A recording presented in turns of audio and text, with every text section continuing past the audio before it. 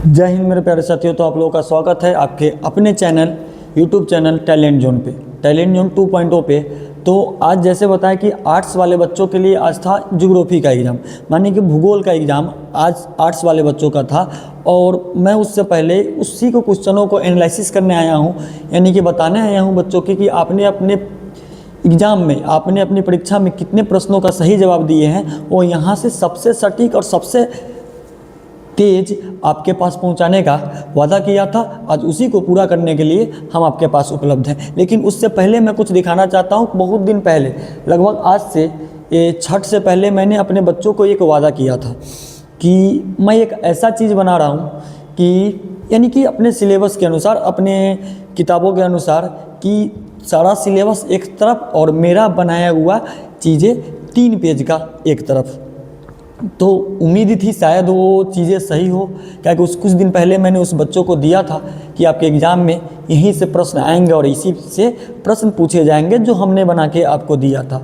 थोड़ा सा अनुभव था, थोड़ा सा एक्सपीरियंस था, चीज़ें थी, तो वो चीज़ें दिया था उसका विथ प्रूफ के साथ। ऐसे नहीं देता, मैं जब भी बात करता हूँ विथ प्रूफ के साथ करता हूँ, साबित करके ही बात करता हूँ। तो आज वो समय है कि इस एनालिसिस वीडियो करने से पहले, इस आंसर की को बताने से पहले उस प्रूफों को पहले देख ले, कि कभी भी किसी के मन में ये ना चले कि एग्ज़ाम आया है, एग्ज़ाम दिया, उसी क्वेश्चनों को बनाकर डाल दिया है। तो इसी के लिए पहले आप उस वीडियो को देखेंगे, उसके बाद जो चीज़ बनाए थे उसको देखेंगे, उसके बाद आंसर की पे चलेंगे।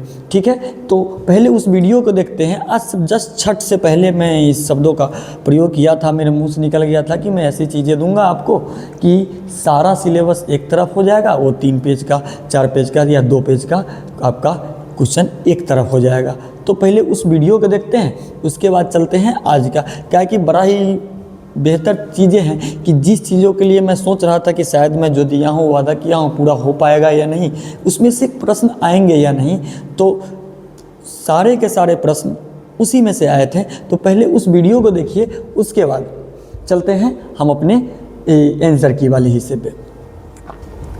जैसे कि ये वीडियो है, अगर ये वीडियो की बात करें, इसको आप पहले देखिए। मैं थोड़ा सा आवाज़ इसका कर देता हूँ कि आप लोगों को थोड़ा समझ में आए, और थोड़ा सा माइक को करीब ले जाता हूं कि आप लोगों को थोड़ा और बेहतर समझ में आए। सुनिएगा मेरी बातों को बस। आज मैं फिर भी राहुल गांधी वाला बात कर रहा हूँ कि मैं एक ऐसा चीज अभी बना रहा हूँ, मैं पर्सनली, कि इधर से पढ़ोगे, इधर से टॉप होके निकल जाओगे 100%। अगर वो पढ़ लिया, अगर हर एक बच्चा अगर वो पढ़ लिया ऊपर से, मैं तो लिखता हूँ तुम्हारा सिलेबस एक जगह, वो 2 पेज का चीज एक जगह।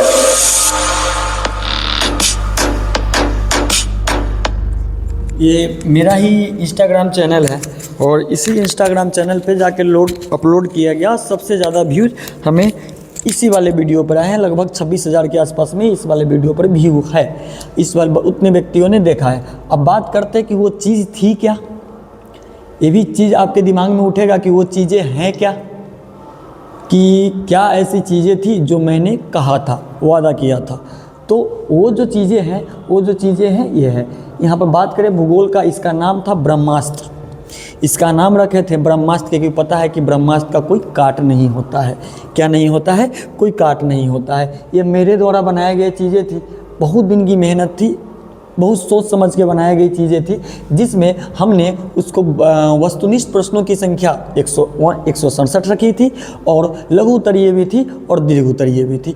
तो भूगोल था, ब्रह्मास्त्र इसका नाम था, और मेरा नाम आपको पता है अनमोल है। तो ये चीज़ें थी। अब यहाँ पर बात करते हैं, ये जितने भी प्रश्न हैं, जिब्राल्टर का संबंध किससे है, नरमा किससे संबंधित है, ये कलहारी मरुस्थल, ये सारी चीज़ें, सर्वाधिक जनसंख्या वाला कौन सा देश है, ये कौन भारतीय कृषि की समस्या है, जितने भी प्रश्न आज बने हैं, वो सारे के सारे प्रश्न हमें यहीं से जो बच्चा से वादा किया था कि यहीं से आएगा, चैनल टनल जोड़ता है किसको किससे, ये सारे प्रश्न आप अपने देख सकते हैं, आपके पास क्वेश्चन पेपर होगा जिसके पास, तो इसी सारे प्रश्नों को भेजा गया था, हम उसी में डाले थे। जो इससे आगे आपको नहीं आएगा, आप ये पढ़ के चले जाओ, मॉडल सेट अलग कर दो, चलो प्रैक्टिस के लिए रखो, ठीक है, लेकिन ज़्यादातर इस पर ध्यान दें। तो शायद वही चीज़ें सच साबित हुई थी, जिसमें लघु स्तरीय प्रश्न भी था, कुछ लघु स्तरीय प्रश्न भी था, मानव भूगोल परिभाषित, ये सारी चीज़ें, सहकारी कृषि, ये फसल गहनता की गणना कैसे करें, ये पंचम क्रियाकलाप, मेगा सिटी क्या है, पहला प्रश्न था एक सेट का, ये सारी चीज़ें, कुछ दीर्घ उत्तरीय प्रश्न थे, ये सारी चीज़ों को मैंने डाला था। और ये ब्रह्मास्त्र आज बहुत बेहतर चला है और बहुत अच्छे तरीके से चला है, क्योंकि इसका काट नहीं है। जब इसका काट नहीं है तो इसको कोई काट नहीं सकता था, ठीक है। तो इसी चीज़ों को लेके और आगे बात करते हैं। आप लोगों को लगेगा कि पहले सभी बना के रख दिया होगा, तो इसी प्रकार मेरा इतिहास का ब्रह्मास्त्र है। इतिहास का एग्जाम आने वाला है, इतिहास में भी आके यहीं पर साबित करके जाएंगे, उसका टेंशन मत लीजिएगा, वहाँ पर भी साबित करेंगे। ये इतिहास का ब्रह्मास्त्र दिया था और बच्चों को, उसके बाद क्या दिया था, उसके बाद इतिहास का एक छोटा पैकेट बड़ा धमाका था, जिसमें सारी चीज़ों को बना के दिया था कि देखिए बात क्या है ना, इसमें छोटा पैकेट बड़ा धमाका वाला था कि इससे आगे प्रश्नों की नहीं पूछे जाएंगे, और इससे आगे आज भी कहता हूँ इतिहास में नहीं पूछे जाएगा, ये लिखकर मैं आपको कहता हूँ और देता हूँ। क्या है ना कि टैलेंट जोन परिवार है ना, ये शिक्षा में ना बच्चों को बहुत बेहतर ढंग से पढ़ाती है, ईमानदारी के साथ पढ़ाती है, शिक्षा में व्यापार नहीं करती है, सबसे पहली चीज़ें। दूसरी चीज़ें क्या है ना, यहाँ बच्चों को ऊपर मेहनत किया जाता है। हमें सिलेबस के अलावा बच्चों को बहुत सारी चीज़ें देनी पड़ती है और बहुत सारी चीज़ें दिखानी पड़ती है और बहुत सारी चीज़ें सिखानी पड़ती है, ठीक है। हर एक बच्चा को पहले नहीं है कि सिलेबस कंप्लीट किया, मॉडल सेट से करवा दिया, नहीं। हम टीचर हैं तो हमें अपनी काबिलियत पर विश्वास है, हमें अपने चीज़ों पर विश्वास है, हमारे अपने कंटेंट में दम है, हमारी चीज़ों में दम है। इसीलिए ये टैलेंट जोन बहुत कम समय में आज बहुत बेहतर नाम करके बैठी है। चाहे बच्चा साइंस में हो या आर्ट्स में हो या कॉमर्स में हो, किसी भी सब्जेक्ट में हो, धमाका होगा तो सिर्फ और सिर्फ टैलेंट जोन का ही होगा, और सबसे बेहतर धमाका होगा और सबसे तगड़ा धमाका होगा। तो इसका इंतज़ार आप सब कीजिएगा और बेहतर ढंग से करने का प्रयास कीजिएगा। वादा करते हैं सबसे बेहतर रिजल्ट दे के देंगे इस बार, और हम जब भी वादा करते हैं तो उस वादों को तोड़ते नहीं हैं, और जब भी हम आते हैं कोई चीज़ें बोलते हैं तो उसकी साबित करके बोलते हैं, उसको साबित करके दिखाते हैं, ठीक है। तो आज के प्रश्नों की तरफ चलते हैं। प्रश्न की संख्या 70 होती है। आप जब सबों को पता है कि प्रश्नों की संख्या कितनी होती है, 70 होती है। एक बच्चे का क्वेश्चन पेपर आया है जिसका कोड कितना है, आपका बात करें तो जे है। पहला प्रश्न था, आपने उसमें देखा था जिब्राल्टर का संबंध किससे है, हमारे ब्रह्मास्त्र में देखा था ना भैया। तो जिब्राल्टर का संबंध किससे है, अगर बात करेंगे तो पहला प्रश्न का आंसर होता है जिब्राल्टर का जो संबंध है वो आपका किससे है, वो आपका संबंध है समुद्री मार्ग से। इंसेंट का संबंध किससे है, तो इंसेंट का संबंध आपका उपग्रह संरचना से है। इसका एक्सप्लेनेशन नहीं करेंगे, इसको विस्तार में नहीं बताएंगे क्योंकि आंसर की है, इसका एग्जाम खत्म हो चुका है। इसके बाद आपके इसी चैनल पे हिस्ट्री का अभी तक 4 पार्ट का वस्तुनिष्ठ प्रश्न डाला है। मैं आज भी दावे के साथ कहता हूँ वो पढ़ लीजिए, उससे आगे क्वेश्चन नहीं आएगा। आपका 11 चैप्टर का वस्तुनिष्ठ प्रश्न अभी भी बचा है जो महामैराथन में उसको होने वाला है, तो पढ़ लीजिए, उसके आगे नहीं आएगा, ये लिख कर देता हूँ। अगला प्रश्न है, भारत एक सदस्य है किसका, आसियान का, सप्ता का, ओपेक का या ICCD का, किसका संबंध है, तो आसियान जो संबंधित है सदस्य है वो है आपका साप्ता का। अगला प्रश्न के तरफ चलते हैं कि ओपेक का मुख्यालय कहाँ है, तो ओपेक का मुख्यालय कहाँ है, तो ओपेक का हमारा मुख्यालय जो है वो है आपका वियना में। कहाँ है, वियना में। पनमा नहर जोड़ती है, पनमा नहर किसको किससे जोड़ती है, प्रशांत महासागर से हिंद महासागर का, मुहम्मद सागर से लाल सागर का, अंटार्कटिक महासागर को हिंद महासागर से, या प्रशांत महासागर को अंटार्कटिक महासागर से। पनमा नहर किसको जोड़ती है, तो प्रशांत महासागर को अंटार्कटिक महासागर से जोड़ती है। अगला प्रश्न है, चैनल टनल जोड़ता है, चैनल टनल किसको जोड़ता है, तो चैनल टनल जो जोड़ता है है पेरिस से लंदन को जोड़ता है। अगला प्रश्न है कि डोवर पतन कहाँ है, डोवर पतन कहाँ है, तो डोवर पतन जो है वो है आपका इंग्लैंड में है। कहाँ है, वो आपका इंग्लैंड में है। अगला प्रश्न है निम्नलिखित में कौन जवाहरलाल नेहरू बंदरगाह कहलाता है, नहावा सेवा, हल्दिया, पारादीप या मुंबई। यानी कि जवाहरलाल नेहरू बंदरगाह कौन कहलाता है, तो जवाहरलाल नेहरू बंदरगाह कहलाता है नहावा सेवा। अगला प्रश्न है कोंकण रेलवे का विस्तार किस राज्य में नहीं हुआ है, कोंकण रेलवे का विस्तार किस राज्य में नहीं हुआ है, वो गुजरात में नहीं हुआ है। कहाँ पर नहीं हुआ है कोंकण रेलवे के विस्तार, वो गुजरात में नहीं है। हुगली औद्योगिक प्रदेश का विस्तार कहाँ हुआ है, तो हुगली औद्योगिक प्रदेश का विस्तार कलकत्ता से हावड़ा तक हुआ है। अगला प्रश्न की बात करते हैं, प्रश्न संख्या कितनी है, 14। प्रश्न संख्या 14 की बात करेंगे कि 14 क्या है कि रानीगंज प्रसिद्ध है किसके लिए, तांबा के लिए, कोयला के लिए, हीरा के लिए या यूरेनियम के लिए। तो रानीगंज जो प्रसिद्ध है वो आपका किसके लिए है, तो रानीगंज जो प्रसिद्ध है वो आपका कोयला के लिए है। अगला प्रश्न निम्न में से कौन सोयाबीन उत्पादन में अग्रणी राज्य है, तो सोयाबीन उत्पादन में सबसे अग्रणी राज्य है वो अग्रणी राज्य है आपका कौन, यहाँ पे मध्य प्रदेश। कौन है, मध्य प्रदेश। नरमा संबंधित है किससे, तो नरमा संबंधित कपास से है कि कपास नरम होता है इसलिए नरमा संबंधित किससे है, कपास से है।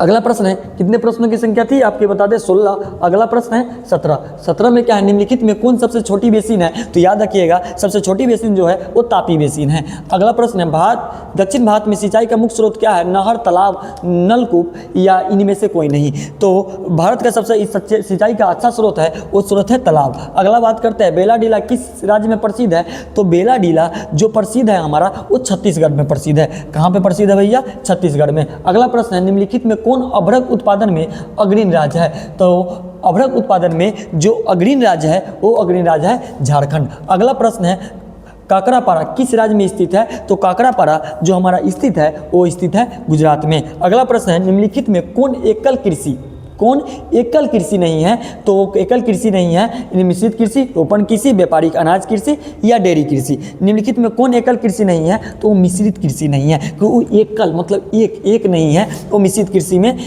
कौन सी कृषि नहीं है, मिश्रित कृषि नहीं है। अगला प्रश्न निम्नलिखित में कौन तृतीय क्रियाकलाप से संबंधित है, कुटीर उद्योग, खनन उद्योग, खाद्य प्रसंस्करण उद्योग या सेवाएं उद्योग। तो सेवा हमारा तृतीय क्रियाकलाप में संबंधित है, कुटीर उद्योग प्रथम क्रियाकलाप में आ जाता है। अगला प्रश्न है आपका 26 नंबर, निम्नलिखित में कौन औद्योगिक अस्थापना का प्रमुख कारक नहीं है, तो अस्थापना का पूंजी है, बाजार है, ऊर्जा है या इनमें से सभी है। तो कौन नहीं है, यानी कि इनमें से प्रमुख कारक है, सॉरी नहीं है प्रमुख कारक है, तो कौन है, वो आपका अस्थापना प्रमुख कारक है। अगला प्रश्न की बात करते हैं, प्रश्न संख्या 27। निम्नलिखित में कौन द्वितीय क्रियाकलाप से संबंधित है, तो द्वितीय क्रियाकलाप से जो हमारा संबंधित है वो संबंधित है आपका क्या, खाद्य प्रसंस्करण। क्या संबंधित है, खाद्य प्रसंस्करण। अगला प्रश्न है पनमा नहर की लंबाई कितनी है, तो पनमा नहर की लंबाई 50 मीटर है, किलोमीटर है, 60 किलोमीटर है, 72 किलोमीटर है या 92 किलोमीटर है। तो पनमा नहर की जो लंबाई है वो आपका 72 किलोमीटर है। अगला प्रश्न है जनन के संक्रमण सिद्धांत की किस अवस्था में घटती हुई जन्म दर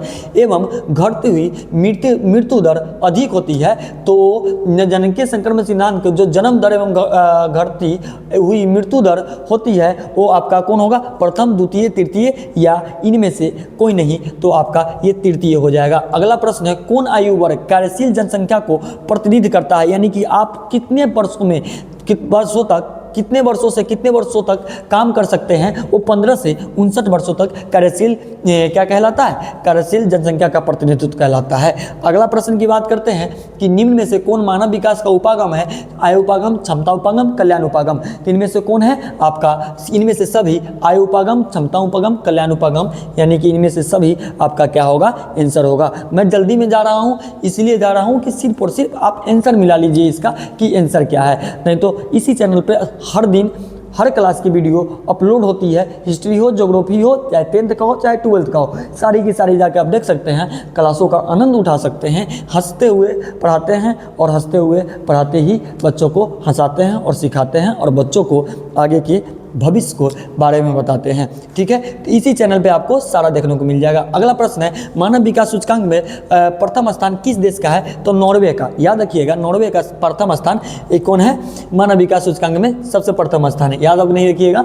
अब तो एग्जाम दे दिए, लेकिन याद रखना जरूरी है, भविष्य में काम आता है। ब्राज़ील के बड़े बड़े कॉफ़ी बागान को क्या कहा जाता है? मिल्पा, फेजेंडा, लादंग या इनमें से कोई नहीं। ब्राज़ील के बड़े मैदानों को क्या कहा जाता है? कॉफ़ी के बागानों को क्या कहा जाता है? तो इसका आंसर होगा, इसका आंसर आपका होगा, क्या होगा? फेजेंडा कहा जाता है। क्या कहा जाता है? फेजेंडा। रबर किस प्रकार की कृषि उपज है? रोपण कृषि है, मिश्रित कृषि है, भूमध्यसागरीय कृषि है या गहन कृषि है? तो जो रबर है वो आपका कौन सी कृषि है? रोपण कृषि है। अगला प्रश्न है, वेल्डस कहाँ है? यूरोप में, एशिया में, अफ्रीका में या दक्षिण अमेरिका में? तो वेल्डस जो है वो कहाँ है? वो आपका अफ्रीका में है। अगली प्रश्न की बात करते हैं कि नोआ मुंडी लौ अयस्क क्षेत्र किस राज्य में है? तो नोआ मुंडी लौ अयस्क क्षेत्र झारखंड में है, उड़ीसा में है, मध्य प्रदेश में है या छत्तीसगढ़ में है? किस में है? तो नोआ मुंडी कहाँ पर है? लौ अयस्क क्षेत्र किस राज्य में है? झारखंड में। ये सारे प्रश्न मैं कल के मैराथन में करा कर दिया था और बोला भी था 347 क्वेश्चन करा के जा रहा हूँ और 347 के 47 क्वेश्चन पढ़ के जाओ, ऑब्जेक्टिव एक भी नहीं छूटेगा। ये कल की मैराथन वीडियो में मैं देकर बैठा था और इस सारे प्रश्नों को वहीं पर मैं बताया गया था।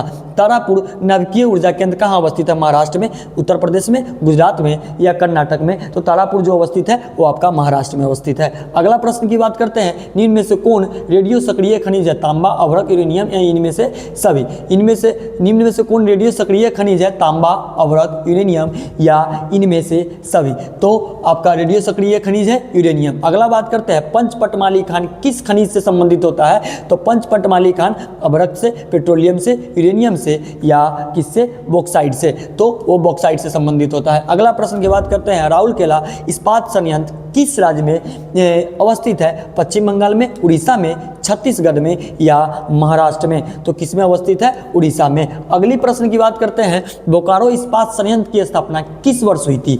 तो बोकारो इस्पात संयंत्र की स्थापना जो आपका हुई थी वो किस वर्ष हुई थी? तो वो हुई थी आपका 1964, 1965, 1966 या 1970।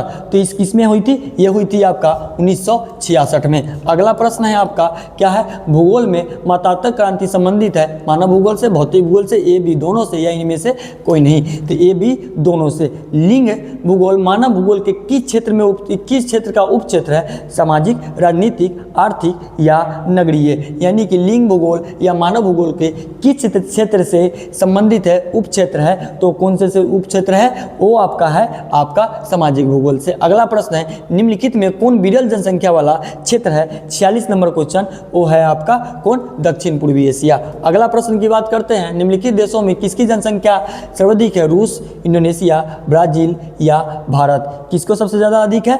कहाँ पर जनसंख्या सबसे ज़्यादा अधिक है? वो है सर्वाधिक है, वो है भारत। अगला प्रश्न, जनसंख्या परिवर्तन का घटक कौन है? जन्म, मृत्यु, प्रवास या इनमें से सभी? जनसंख्या परिवर्तन का इनमें से तीनों का तीनों ही क्या है? वो घटक है। अगला प्रश्न की बात करते हैं, आयु लिंग पिरामिड का संबंध है पुरुष साक्षरता से, जनसंख्या घनत्व से, पुरुष एवं महिला जनसंख्या से या इनमें से कोई नहीं? तो इसका आंसर हो जाएगा पुरुष एवं महिला जनसंख्या से। आसियान का मुख्यालय कहाँ है? दिल्ली, टोक्यो, वियना या जकार्ता? आसियान का जो मुख्यालय है वो आपका जकार्ता में है। अगला प्रश्न की बात करते हैं, झील के किनारे किस प्रतिरूप की बस्तियां मिलती है? गोलाकार, आयताकार, रेखीय या सीढ़ीनुमा? किस प्रकार की मिलती है? तो झील के किनारे गोलाकार आपकी बस्तियां देखने को मिलती है। अगला प्रश्न, निम्नलिखित में कौन प्रशासनिक नगर है? बीजिंग, अddis अबाबा, लंदन या इनमें से सभी? तो इनमें से सभी प्रशासनिक नगर है। अगला प्रश्न की बात करते हैं, निम्नलिखित में कौन ऑस्ट्रेलिया की राजधानी है?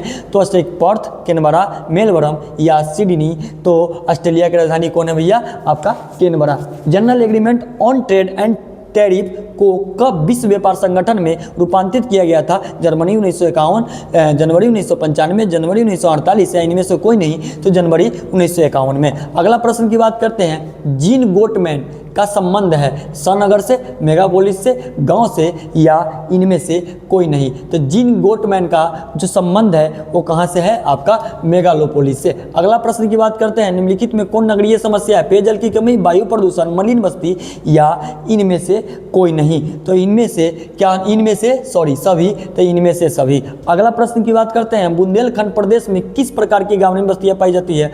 परिवीकरणीय, पल्ली बस्तियां, गुच्छित बस्तियां या इनमें से सभी? तो गुच्छित बस्तियां पाई जाती है। अगला प्रश्न की बात करते हैं, यहाँ पर आते हैं, थोड़ा बहुत पेज अगर इधर उधर हो गया होगा 1-2 पेज तो थोड़ा आप अपना आंसर की देख लीजिएगा, मिला लीजिएगा, ठीक है।